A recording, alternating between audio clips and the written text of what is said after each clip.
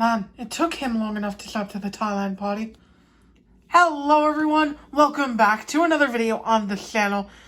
And in today's video, as you saw in the little intro skit there, we will be taking a look at none other than the Thailand release of Jeff Gorvette, which is a long time coming. I have been awaiting this release for 2.5 years, ever since Thailand started making cars, because I've been buying the World Grand Prix racers, each and every one of them except for Lewis, because I couldn't find a single, and keeping them in the package because I wanted to hang them on a wall. And this guy never showed up, not in 2018, not in 2019, not in 2020. So to finally have him here in Thailand makeup in 2021 is amazing. Dream come true. And with that out of the way, let's talk about the packaging real quick. So he's on the 2021 desert background, of course, with his art prominently displayed in the back here.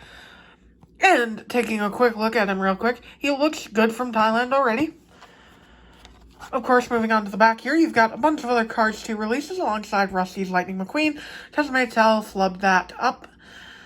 And then you got Lewis Hamilton, Jeff Gorvette, Raul Sarul, Max Snell, and Harumi. One can only wonder if they plan on doing all the World Grand Prix races this year. I don't believe they do, but I could be wrong off the top of my head. Well, that about sums up Jeff Gorvette in his packaging. So let's crack him open and see how nice he looks. Alright, here is Jeff all opened up, and I've got to say, first impressions, he was worth the wait. Thailand did an excellent job with Jeff Gorvette, and they didn't really screw him up at all. Unlike some other releases they've done, they hit it out of the park. They got the color correct, the decals aren't too blurry. He looks great. But before guessing too much about him, I suppose I should go over his appearance in the movie. So, starting things off with Cars 2, the only movie we'll go over, he appeared fairly prominently.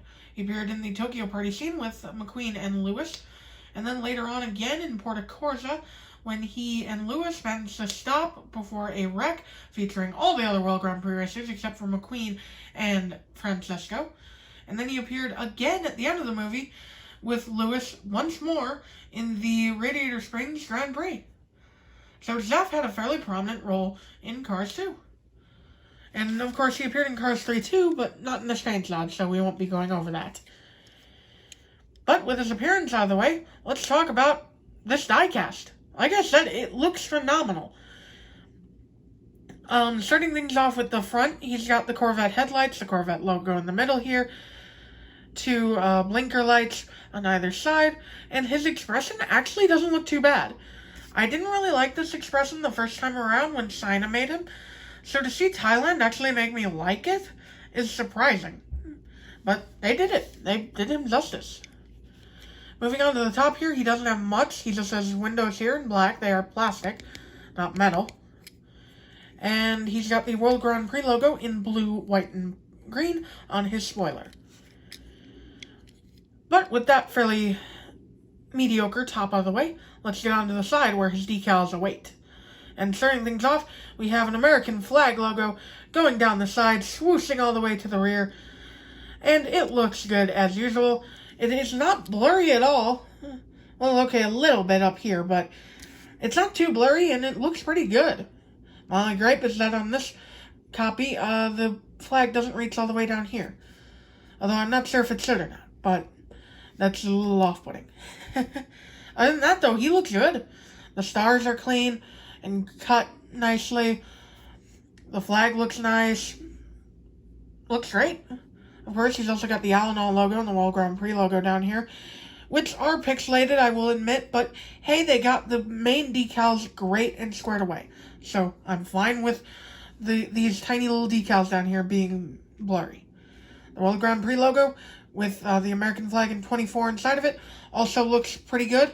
Even the World Grand Prix WGP there looks good. The globe is a little pixelated though. And of course he's got his markings here, which detonate different little things there.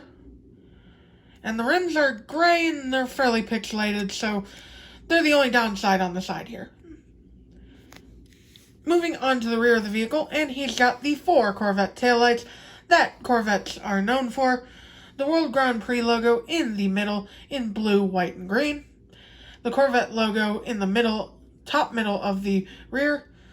The American flag on the right side of the rear bumper.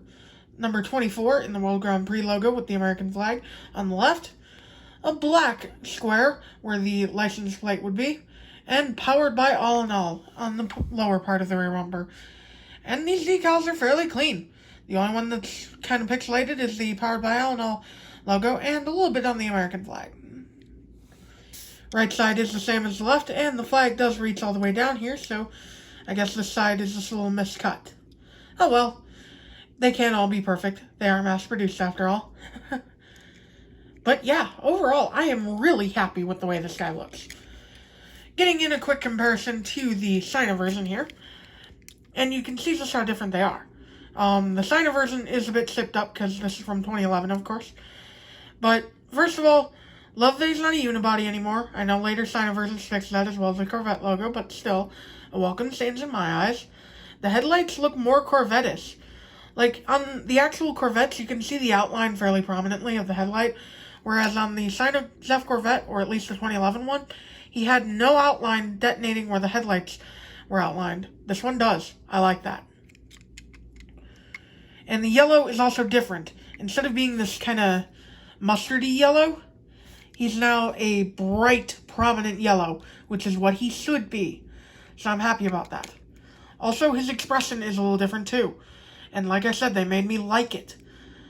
They put a little bit of eyeshadow underneath his eyelid, and they seemingly lowered his eyes a bit, which helps his look a lot.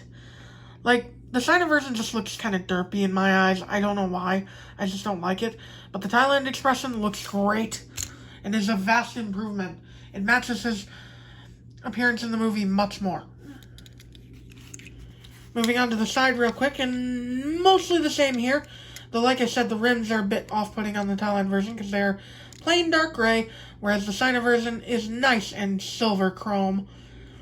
So, point goes to Sino there, at least, but other than that, they are pretty similar, minus the color difference, as mentioned before, and the side mirrors, which on the Sino version are just cut out in the body, and on the Thailand version, they have a little bit of a triangle piece in the window area to help support them. So, that's interesting.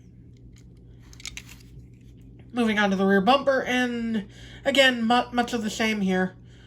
Decals are pretty much identical.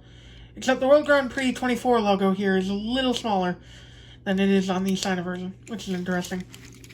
And real quick, spoiler is actually a little bit better looking on Thailand, in my opinion, of course. Right side, same as the left, so not much to compare there. And that will about sum up this review, guys. I hope you all enjoyed. I know I did, because this has been a long time coming. I like making it. And I will see you all in the next video. Bye!